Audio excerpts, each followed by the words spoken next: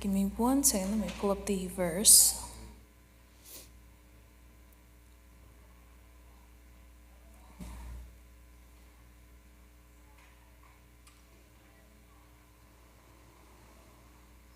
All right. Hare Om, everyone. Thank you for your patience. So we'll go ahead and start with our opening prayers. And that's Om Sahana Bhavatu, Vakraturna Mahakaya, Saraswati Namastubhyam, Guru Brahma, Guru Vishnu. Then we'll do lead and repeat style for the first verse of Sadhana Panchakam, repeat it again together, and then we'll head into the topic for today. So with that, Om Sahana Bhavatu, Sahano Bhunaktu, Sahaviryankaravavahai, Tejasvinavadhitamastu ma vidvishavahai. Om Shanti Shanti Shanti. Vakratunda Mahakaya Surya Koti Samaprabha Nirvignam Kuru Me Deva Sarva Karyeshu Sarvada. Saraswati Namastubhyam Varade Kamarupini Vidyarambham Karishyami Siddhir Bhavatu Me Sada. Gurur Brahma Gurur Vishnu Gurur Devo Maheshwaraha Gurureva Param Brahma Tasmai Shri Gurave Namaha. Tasmai Shri Gurave Namaha. So now for the very first verse of Sadhana Panchakam, please repeat after me. I will break down the meter somewhere in between, so it's not the most even symmetric meter, so some of them will be short, some of them will be long. Okay? Vedo nityam adhiyatam, tadudidam karma svanushthiyatam, tadudidam karma svanushthiyatam. Tene shasya vidhiyatam apachitihi, tene shasya vidhiyatam apachitihi. Kamye matistyajyatam, kamye matistyajyatam. Papogaf paridhuyatam, papogaf paridhuyatam. Bhavasukhe dosho nusandhiyatam, bhavasukhe dosho nusandhiyatam. Atmecha vyavasiyatam, atmecha vyavasiyatam. Nijagrahat turnam vinirgamyatam, nijagrahat turnam vinirgamyatam. So now we'll chant this together one more time. Vedo nityam adhiyatam, taduditam karma svanushthiyatam. Tene shasya vidhiyatam apachitihi. Kamye matistyajyatam, papogaf paridhuyatam. Bhavasukhe dosho nusandhiyatam. Atmecha vyavasiyatam, nijagrahat turnam vinirgamyatam. So, please nod yes or no. I need to check where we left off last time. We had spoken about the 4 types of karmas, yes? And one, it was nitya karma, naimittika karma, kamya karma, and prayaschitta karma. And last time we had also talked about dealing with kama through the path of dharma, yes? And we went into the different types of prayaschitta karma, yes? And or is that where we kind of left off? Okay, I mean, maybe we can pick up the top. Okay, prayaschitta is not done yet. Okay, thank you for that. So we'll start with that topic and then head into the next couple lines that are there. So when it comes to, let me find my spot from there. Had we also spoken about japa yoga? A little bit? We did, right? Okay. So I'll skim through it and then we'll talk about new content for today. So we had seen that karma swanushtiyatam. May I do my karmas well in accordance to what the Vedas have prescribed. And in those karmas that I should perform, they fall under 4 different categories, and each category requires a different management style. One is the daily duties that I must do, which is nitya and naimitika. Again, nitya means that which is done on a day-to-day basis. 99% of the time, this is what I'm sticking to. This is my main duties that I perform on a daily basis. That 1% is occasionally circumstances may change. There may be either good circumstances or terrible circumstances that require extra effort, or a different set of duties that I take up during these special circumstances. That is why it's called naimitika, special. But both of these must be done.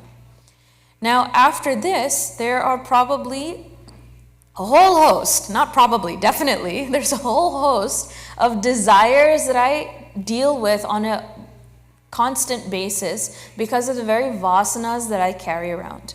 Vasanas are the tendencies or leftover habits of past action.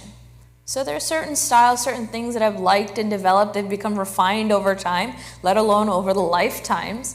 And so there's strong vasanas within me that are lingering. And so naturally from those vasanas, it arises as desires. As I ruminate on those desires, it turns into thoughts and plans, and finally they take their full expression in terms of action itself.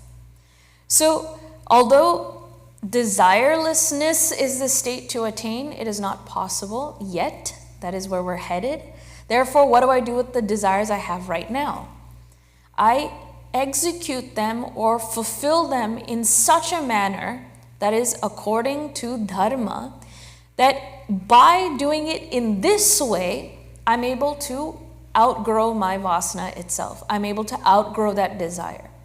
And it always comes back to karma yoga. So I'll repeat the definition again that we took from the assembly today. Karma yoga is selfless action dedicated to a higher altar.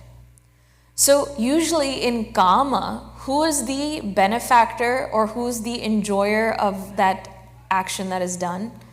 Me. That's why it's selfish. Kama is selfish. Ego and egocentric desires is the phrase that Puja Gurudev does. We're flipping the who.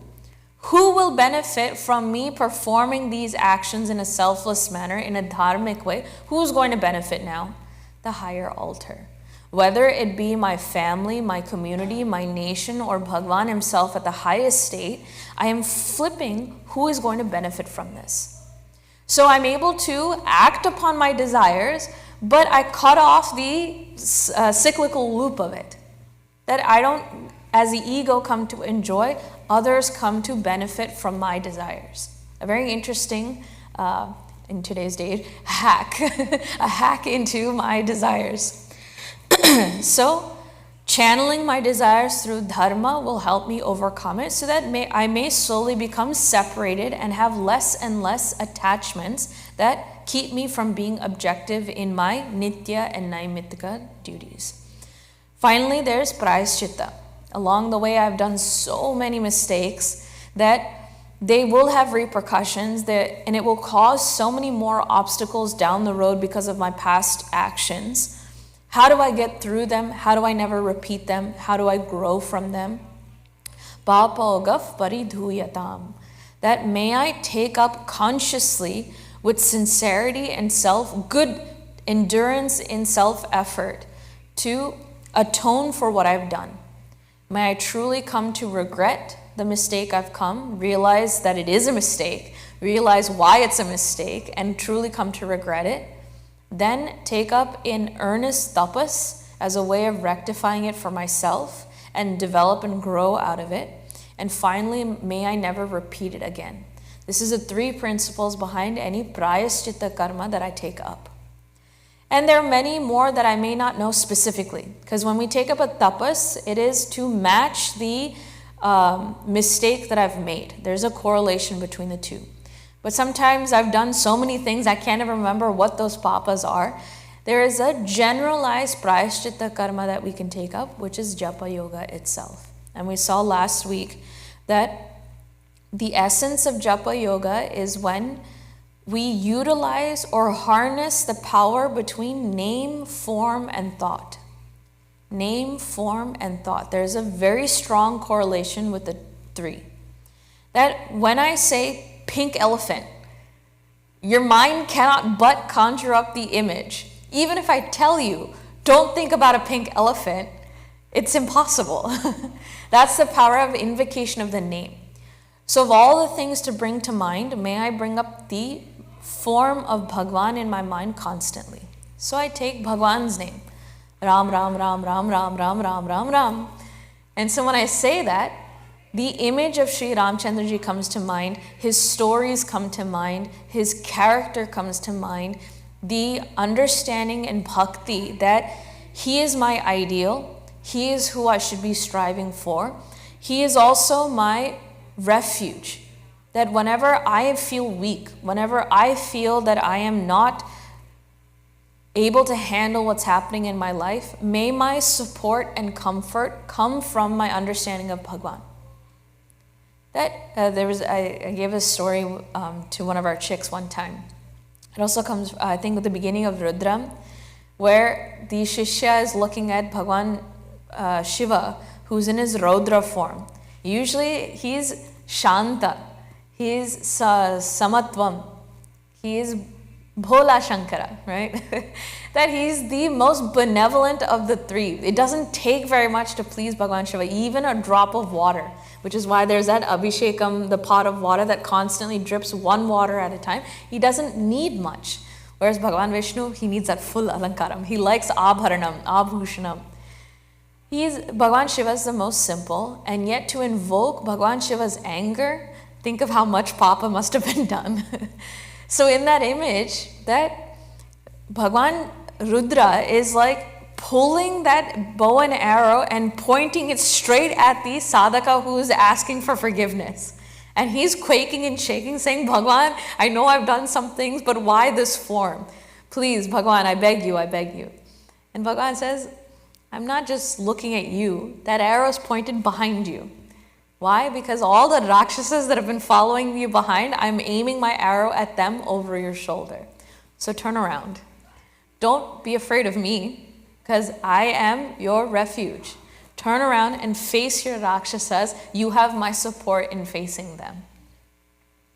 So taking Bhagwan as that refuge, that may I turn around and face all of the papas that I've made. May I look them in the eye, learn from them, and grow from them, because I have the strength of Bhagwan behind me. He knows where I need to be. I know where he wants me to be. So may I take solace in that. May I atone for all of the unknown papas that I've committed by remembering the ideal of Bhagwan. So making it a sadhana that every morning before I start anything, I will spend up to 5 to 10 minutes, 1 japamala, 2 japamalas, that I will take up the practice of remembering Bhagwan with bhakti. That will help purify the mind and bring it back to that steadiness.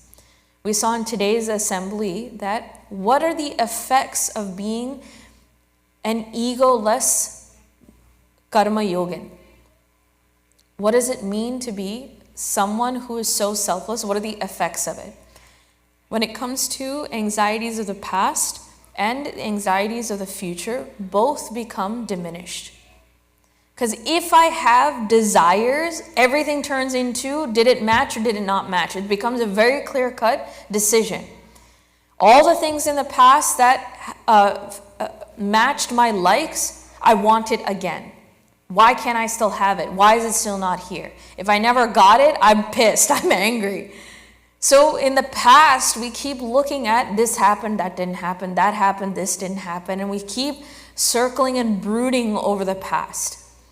And when it comes to the future, there's so much anxiety. I need to make sure my plan is set. Is everything, accounted for? What are all the things that can change? Do I have plans for this? Can I do it? How do I achieve my goals?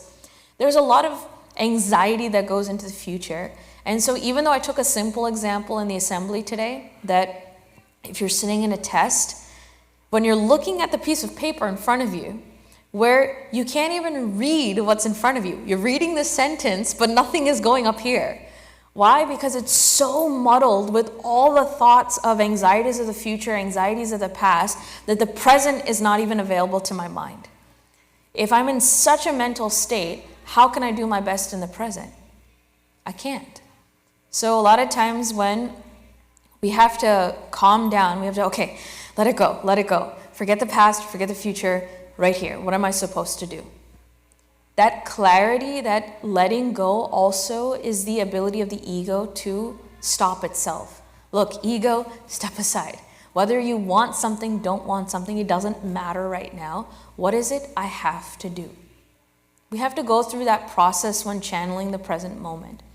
I can put that same dialogue in a different term. I will not follow my ego or my egocentric desires. I will perform my duty. If I'd said that first, it wouldn't have made sense. A lot of times we react to that. What do you mean, set aside my ego? My ego is all I have. And duty? Why should I do my duty? It's like a old tale that keeps repeating in my head from all my teachers and parents and past generations. Do your duty, do your duty, do your duty. But honestly, when we look at the fundamental definitions of both, we do end up doing that. Let me put aside the anxieties of the past and the future.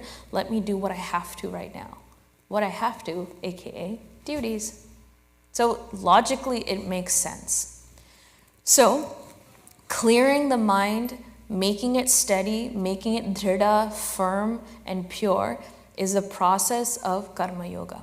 So that is dealing with niyata karmas, the ones I have to do, dealing with kamya karmas, and dealing with prayaschitta karma. So in Sadhana Panchakam, the lines are kamye matisthyajatam and papogaf paridhuyatam.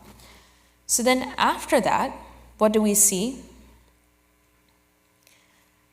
Bhava sukhe dosho anusandhiyatam.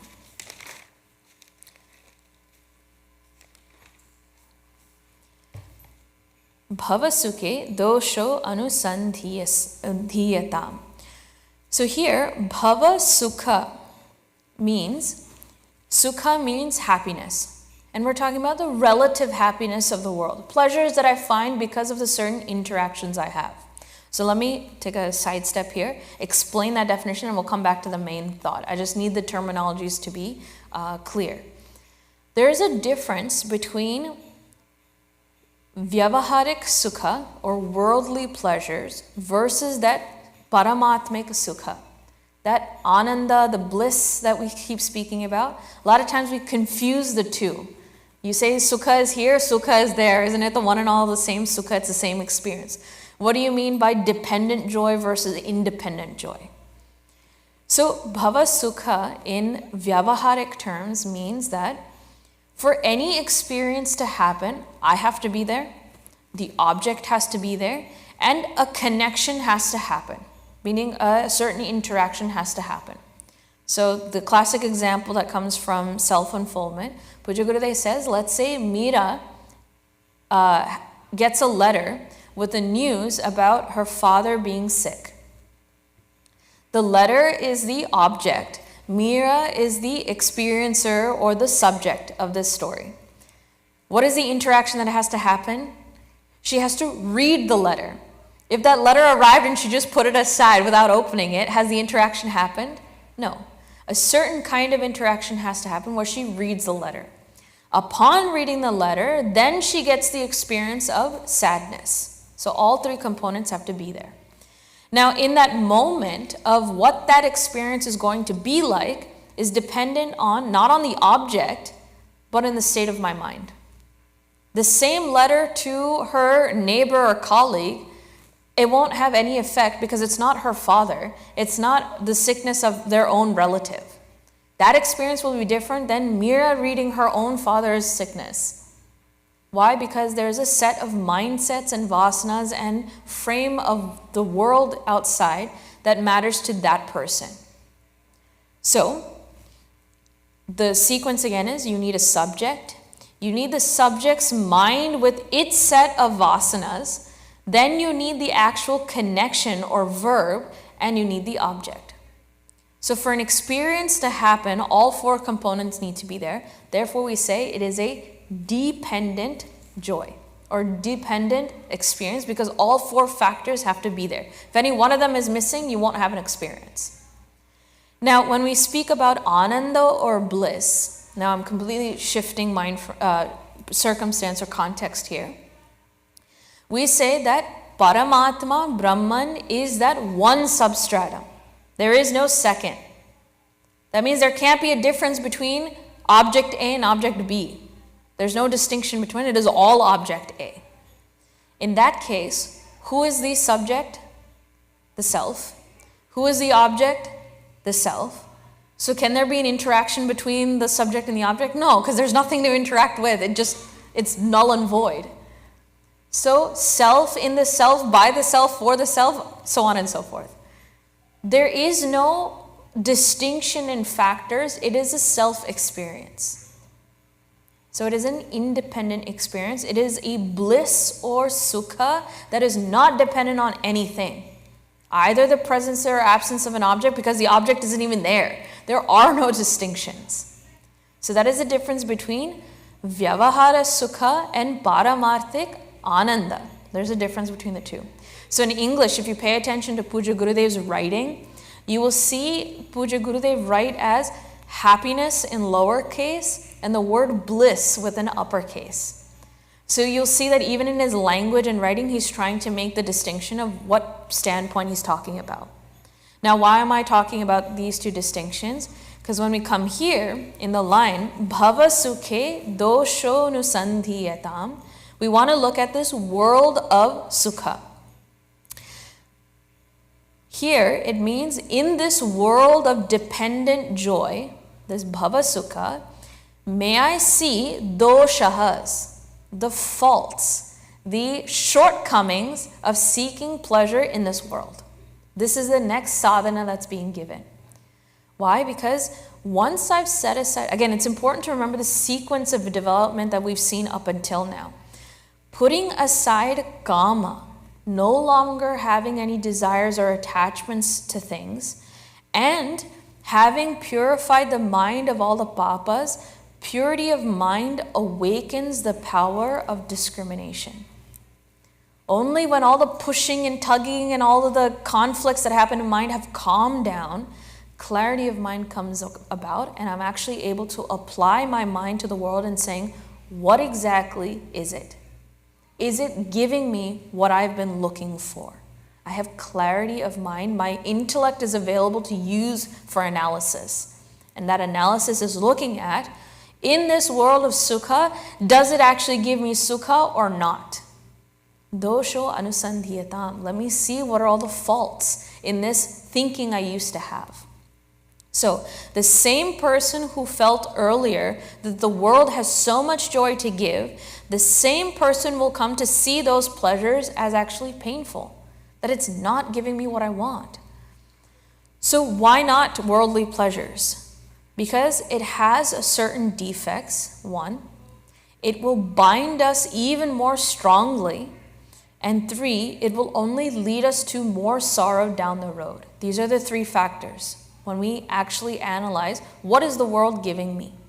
It has certain defects, it will bind, and it will lead to sorrow. So this is an understanding, and it's a conviction that has to develop. It's not just a book knowledge, it's a conviction. So one of the strongest example Puja Gurudev gives is, and I think it comes in the movie On a Quest. He was giving satsang, and at the end, as they were walking away, someone asked a question, how do you develop vairagya? How do you give up this world? You say detachment is important. How do you develop vairagya? And this individual happened to be chewing gum. And so as he was chewing the gum, Puja Gurudev pointed at him saying, how long will you chew this gum? Well, as long as there's flavor in it. Once there's no flavor, I'll spit it out. There you go. That's your answer. Meaning that the world is like that gum. So long we have a different perspective, we think it keeps giving us sweetness, it keeps giving us flavor. That's why we chase after it in this world. Dependent sukha, bhava sukha. And when we are able to manage our desires and all other vasanas within us, it decreases, and now we're actually able to analyze, is this world giving me the rasa that I thought it was? If it's not, haven't I found the dosha in it? The fallacy in pursuing that life. So bhava means samsara, the world of transmigration. And bhava word is used here as the root word comes from bhu, to be. But it also means bhavati, becoming. It's a world of constant becoming. And why do I say that? Because each, from one to the next, to be one and then to be something else requires change. So bhava here, the world of becoming, also means the world of constant change. So for example, if a friend comes over and you haven't seen them, it's like a reunion, 10-year reunion. You're so excited, you're welcoming, you will have them come in, you'll have the best of feast, and you'll chit-chat for hours upon hours, 5-6 hours. They stay for a day, they stay for 3 days, they stay for a week, then they stay for 2 months. Now what is that relationship like? Hello, don't you need to go back home now? This was great meeting you, but there's a limit. The world of becoming, the world of changing. The same thing that was joyful has now led to sorrow. Even the good ones tend to sorrow. So bhava, sukha in this bhava is the realm of change. Or as Puja Gurudev writes in his commentaries often, when he says bhava, this world of vyavahara, he describes it as the Einsteinian world of time, space, and causation. Think of it like Einstein's theory of relativity. That which seems good is bad compared to something else. That which is joyful at time 0 will become painful in time infinity. World of relativity. So in this kind of world, we have to keep reflecting on the doshas of it. Therefore, and this is like my favorite line that I've heard, let not the mask of pleasure hide the depths of pain. Let not the mask of pleasure hide the depths of pain. So what sort of doshas are we looking at specifically? First one is that this world of sukha is not trustworthy. Don't put all of your eggs in one basket. Don't put all of your mind into the objects, peoples, and situations of this world. Take, for example, relationships. How much can you invest in that relationship, and is it worth it? These are dangerous questions to ask, because suddenly we're like, are we going to uproot our entire marriage and our relationship with our children? No. But it's a genuine examination of how the nature of relationship change over time. Why is it that I've entered into that relationship, and am I still getting that at the end of that relationship? A lot of times we have in loving relationships, the spouse, we fell in love and therefore we married. Over time, doesn't that love change forms? And by the end of it, especially those that have a long, happy marriage of 70 years, when you look at their relationship and dynamics between the two people, they're like, yeah, they're there. I know him. That's fine. There's not that addiction or attachment between the two people that they don't have to constantly stay with each other. There's enough understanding and development and experience in that relationship that they're almost like two independent people that happen to be walking with the same stride in life. There's a sense of development that happens. So just because we're finding the doshas in this bhava doesn't mean that we suddenly rip it all apart and saying nothing matters. There's again a certain relationship to it. We say love everyone, but in a detached manner. So whenever we're interacting with people, be joyful, be completely present in that moment and experience that relationship as it is in that moment. But once that relationship has moved on or that person has left, don't let those lingering attachments, wanting for more, or addictions stay behind. If it's here, I will fully be present. If that object leaves, that is also fine. I'm fully present of its absence as well. I am not disturbed by its absence or presence. So have a good time, share food, but when they go, say bye in complete cheerfulness, in complete thoroughness. So be in the world, but be detached. Love, be kind, but never take any relationship to your heart. It doesn't come easily or immediately. It will take time with this kind of evolution. Now, this balance between being detached and being loving it's still hard to understand in a way as an experience. But I think of our gurus in terms of how they give their love. They are not attached to us, not like mother, father, and children, where there's a very deep level of attachment there. And often that attachment causes confusion and judgment. That we see far too often that when the children are supposed to leave the home, start their own life, and become independent, mothers, what do they tend to do? They hold on. Because they're it's a love relationship that they have, but it's very hard and painful to let go. Love is there, but attachment is there. Whereas a guru who who don't have the same relationship as a mother, still lovingly care for that child.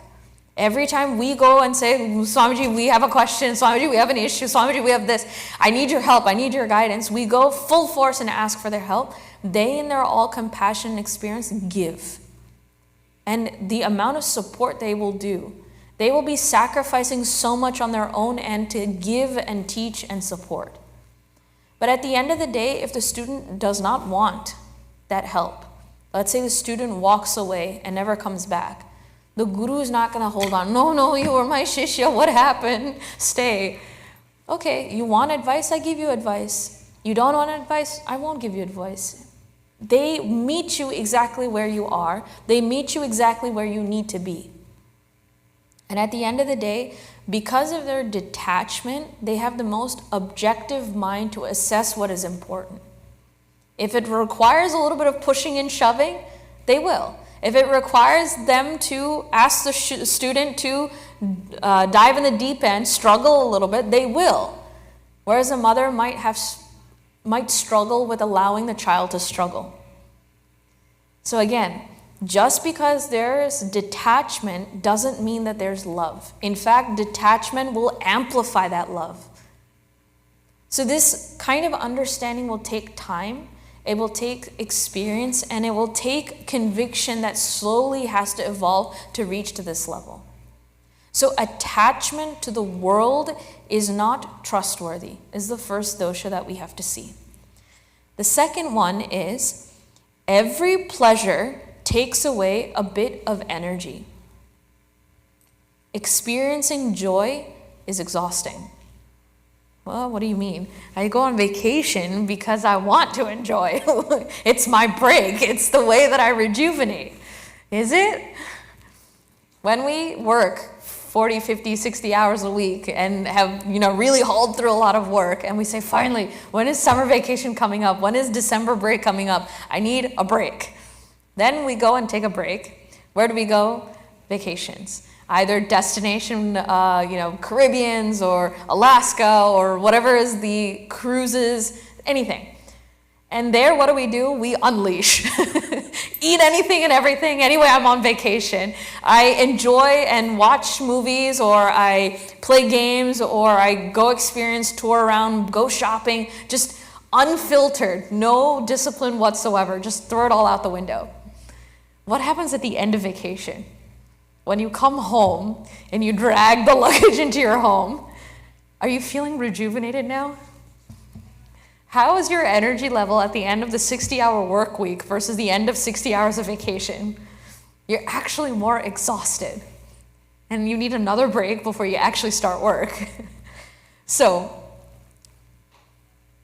it is a true observation that whenever the unfiltered, undisciplined pursuit of sense pleasure is taken up, it leaves the senses and the mind drained and exhausted of energy. When you are attached to a pleasure, a bit of you is lost. So therefore, actually, detachment leads to a refreshment. A detachment leads to a refreshment. So the example that was taken was, let's say the body craves sweets. There's nothing wrong with the body craving sweets. Take a little bit of paisam, take a little bit of ice cream, whatever it is. But when it's not required and the intellect instructs the mind, don't. You don't need it. The mind at the same time can say, yeah, but I would love it though, please. And then the tongue says, I can have 3 more, I swear. This conflict in between, such pleasures and desires will drain you. Every pleasure we are attached to destroys parts of ourselves. They chip away, wither away, weather away. So the example for this one is whenever I take it from Kathopanishad. This is when Nachiketa is about 5-6 years old. He sees his father doing the wrong kind of homam, where this homa is the vanaprastha homa, meaning I am giving this up. I am giving all that I have as a entrance into the next stage. And what is the requirement of the homam? Give the best of the best, because that's true renunciation. Not to give away old things, decayed things. That's easy to let go of. That doesn't prove that you're detached. Giving the best is a sign of detachment. And what is his father doing? Giving old, withered cows. Cow is the representation of wealth at that point. That which is standing on its last leg, eating its last blade of grass, is what he's offering. Nachiketa points that out to his father. Father couldn't handle it, and in his frustration he said, stop pestering me, go talk to Yamarajji or something. And he dismisses him. The innocent but pure-hearted Nachiketa says, fine, I will go have a chat with Yamarajji. And somehow he ends up in Yamaloka, and he stands at Yamarajji's dwara, his door, for 3 days and 3 nights. The most important sadhana or act or tradition that we have is never leave a guest unattended. Atiti devo bhava. Bhagwan himself is coming in the form of a guest, never leave them unattended. So Yamarajji, knowing this, Yamaraja is also Dharmaraja. Knowing this, he comes running to Nachiketa and says, I am so sorry I left you unattended for 3 days. 3 days. Therefore, as my prayaschitta, may I offer you 3 boons of any of your wishes. Anything you want, 3 boons. You ask, and I will give. So Nachiketa says, I want Atma Jnana. 6-year-old asking for Atma Jnana. And Yamaraji said, well, what is this? Better not that. Let me give you anything you want. Please, ask for anything but that. You're not ready for it. I can give you long life. In fact, not just long life, I will give you long life for 7 generations after you. Not only that, you will have the best, most prosperous kingdoms you can think of. No conflicts, no yuddhas, no problems, no challenges. You will have a kingdom that is greater than Ayodhya. And if not that, not in Bhuloka, I will send you to Swarga then. You enjoy all of the pleasures of this entire Swarga. The Gandharvas, Yakshas, all of them will be at your disposal for that long. If you had this kind of offer from the Lord of Death, who has the full spectrum of everything, wouldn't we be quick to accept? What more could I ask for? What does Nachiketa say? There he says, no. Because I know the dosha of this Sukha Bhava. Even this Bhava as Swarga itself, I know the dosha of it. No thank you. Why? Because even if you give me a long life, you are going to be at my doorstep at the end of it. Even if you give me all the pleasures, I know for a fact that my senses will become drained and decayed over time through that pleasure. It will all come to an end. I see the dosha of bhava sukha, no thank you. He had that kind of clarity to say that to Yamarajji. And it was after this answer that literally 5 to 6 verses is Yamarajji doing a stuti of Nachiketa, saying, what punya have I gotten to receive a shishya like you? Because the most important thing about a shishya is this kind of detachment. He has seen the world for what it is. He's not believing in the masks that it wears. He understands the dosha of this sukha bhava. It is not trustworthy. The pleasures will always drain my senses. And finally, the third kind of dosha is, what about our life? Do we have an infinite number of time to indulge in all the possible pleasures? There are infinite number of pleasures I can experience, and yet I have finite number of time. So, api sarvam jivitam alpam eva. Therefore, giving up this tendency in seeking joy in objects, which are not truly joyful, but seemingly pleasurable. This will not be meaningful if desires are very strong. What I mean by that is these doshas, that 1, it is not trustworthy, 2, pleasures will only drain me, and 3, I don't have a lot of time to experience everything. These feelings or doshas in sukha bhava, the full meaning of this won't come right away because we still have very strong desires. That is why bhava sukhe dosho anusandhyatam came after kamye matistyajyatam and papagaf paridhuyatam. So until we are clear about managing our own mind, the realization that this world isn't giving what it should offer, that realization won't come until after that. But in case you happen to find logical, sensible understanding in this line of thinking, understand that Grahastha Ashrama has now come to a conclusion. If this feeling comes up, there's nothing this world that can give me true happiness. When that conviction starts to develop, that is the end of Grahastha stage. Not that we won't feel joy anymore. The tendencies will still be within us. Again, this is not a complete culmination, perfect state. It is still that stages of growth, but it's a more advanced growth. And the funny thing is, when it comes to the statement, we may still feel joy, we may still be attached to the world outside, because it's a natural tendency of the mind. The mind is designed to enjoy the world. I'm not talking about the intellect, I'm talking about the mind.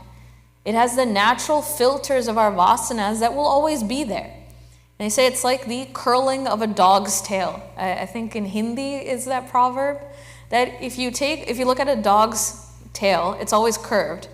If you pull it straight and you let go, what does it do? Doing, comes back up. Just like that, the mind that has the habit of seeking pleasure in the world outside, no matter how much you try to pull it straight, pull it down, put it to where it's supposed to be, those leftover tendencies will always pull the mind back. It will be a constant struggle. But the intellect has to become stronger and stronger in its conviction. That viveka skill, bhava sukhe dosho anusandhyatam, aka viveka, the stronger that becomes, the more the vairagya will naturally develop. So,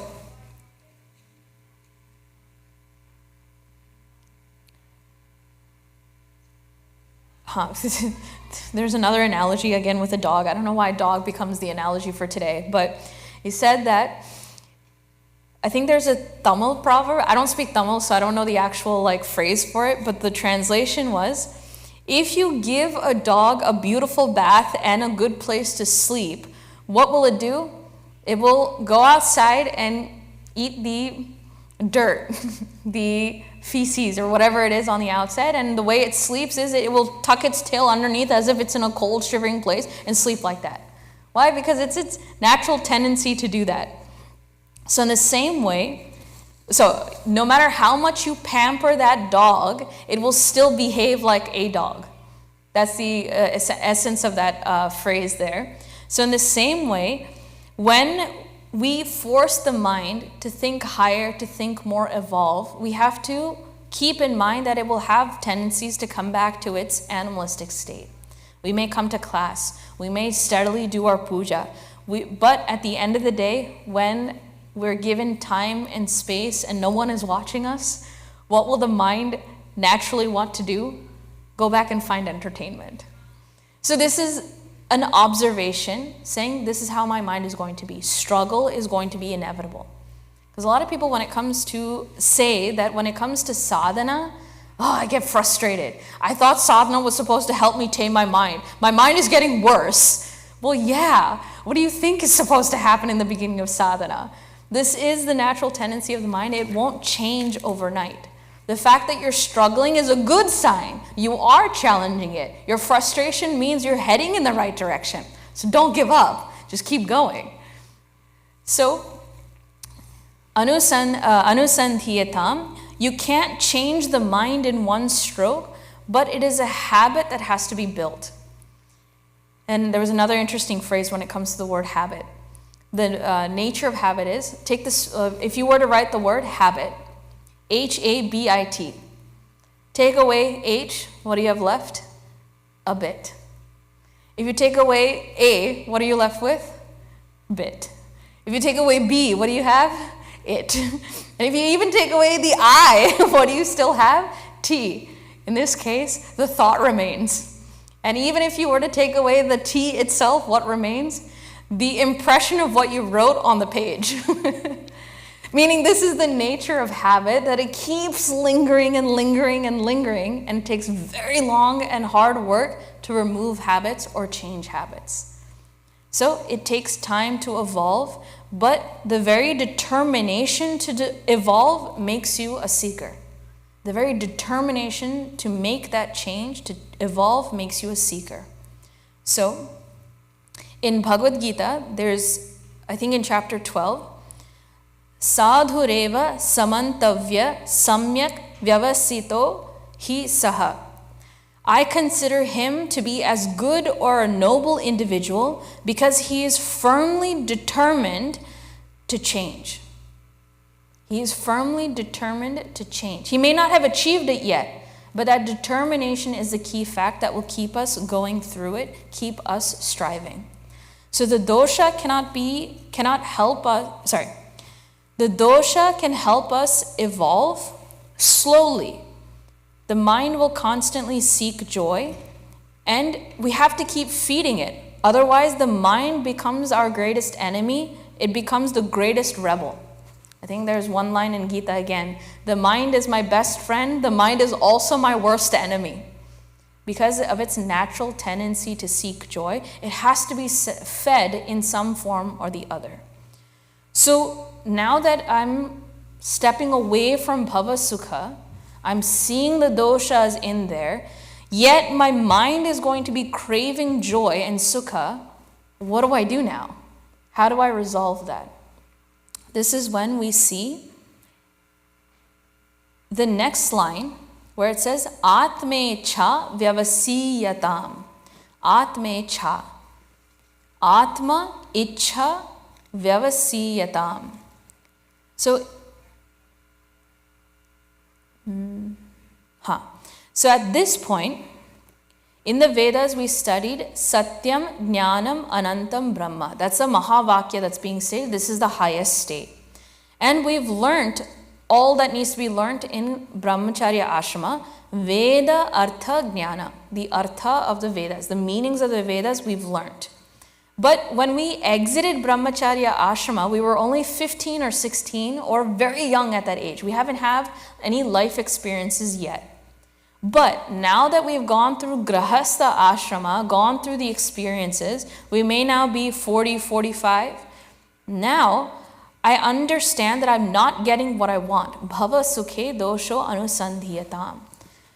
So now, those very same lines, Satyam, Jnanam, Anantam, Brahma, The truth of this nature is what I'm seeking now. I may not know the self, but this knowledge will help re-educate the mind. I don't want bhava sukha, now I want atma ichha.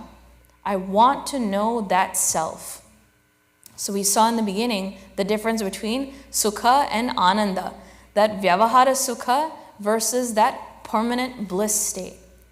This sukha is not going to give me what I want. And the mind constantly wants to experience joy. So instead, I'm going to replace it with atma ichha. Give me that bliss. So even Nachiketa, after he told Yamarajji, I do not want these pleasures that you're talking about, I still want Atma Jnana. That is this very statement here. Atme cha vyavasiyatam. So vyavasiyatam, determine strongly that I want or desire for the self. Atma ichha. I'm not determining and this ichha for the self, I will want to reach for the feet of a guru, to listen in depth to the Upanishad, and don't want to wait for the end of my life to know this knowledge. I don't want to wait until everything else is done. I've realized that this is not enough for me. I want that. You promised me that that state is going to come through that knowledge. I want that. So, determine that I want it strongly. I want only the self and nothing else. This seeking of joy is the replacement that the mind can now hold on to and won't be distracted. This is when we start to enter the stage of vanaprastha. So in grihastha again, the duties were performed perfectly as an offering to the Bhagwan. Desire-prompted activities were slowly outgrown. The papas that were accumulated thus with conscious effort of prayaschitta was taken up and washed away. So far we were left with a pure intellect that has the power of discrimination to awaken the understanding of what is happening in the life around us. This world of vyavaharik sukha is not giving me the joy that I wanted. I now know where to look to gain that happiness. I want that higher, I want that supreme, I want that self. Atme cha vyavasiyatam. So, the end of grihastha should lead to the development of sharp viveka. And the entrance of vanaprastha is the development of this mumukshutvam, the desire for the self. So, in verse number 1, we have covered both the, there's one last phrase, but I will take this up as the beginning for next class. Last phrase in verse number 1 is Nija grihat purnam vinirgamyatam. Nija grihat, nija, my own house. Griha is house. From my own house, turnam, may I quickly vinirgamyatam. May I leave my home very quickly and thoroughly. What? You mean I have to give up my house? I spent so long with my mortgage, now I have to run away from home? I have to be homeless now? Is this what it's asking? No. Again, we will see that there is a deeper meaning behind what is home. What is the meaning of home? What does it mean that it was my nija graha, my own home that I've developed? What does that mean? Why is it that it has to be done quickly? And what does it mean to actually leave? We will see all of this next week. But verse 1 now covers brahmacharya ashrama, then grihastha ashrama when done well. It is not the age limits specifically, but the development of the mind.